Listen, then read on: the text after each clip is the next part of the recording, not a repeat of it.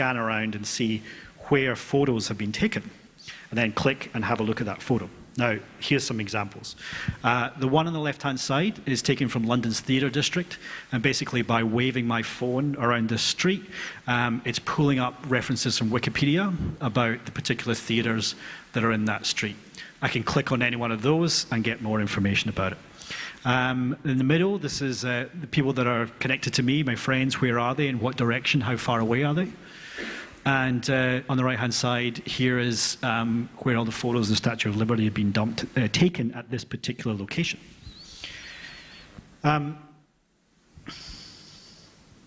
This does offer these kind of ideas of real-world interactions. This screen grab is taken from an app or a company called Layer with AR at the end, and they're one of the foremost companies that are sort of using a lot of this stuff. This screen grab is sort of reasonably new. What you're seeing here is a company that was sort of experimenting with this technology and has now sort of finally worked out how they can monetize it, how they can make money from it. So what we're seeing here is that I can put something up in the real world, scan over with my camera, and I get extra content through that. In this case, I can go and buy a festival ticket. I've seen other examples where videos play, and so on and so forth. So it's kind of, you can see there's a huge potential here. But this, for me, is the most interesting use of it, and is the Unseen Sculptures exhibition, which has been travelling around Australia, at Melbourne and Sydney and Cairns, and it augments art into physical location. This is an example of the artwork itself, of course, is the character in the table. So I could be scanning around the street and see nothing, and then bang, an artwork appears, which is really nice.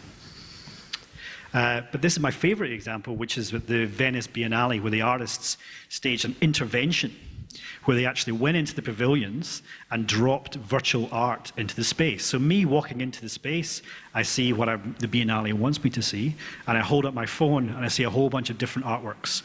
They're artworks that have been tampered with or graffitied on or just added into the space, which I thought was brilliant, because there's no legal ramifications for that, because it doesn't actually exist. It's virtual.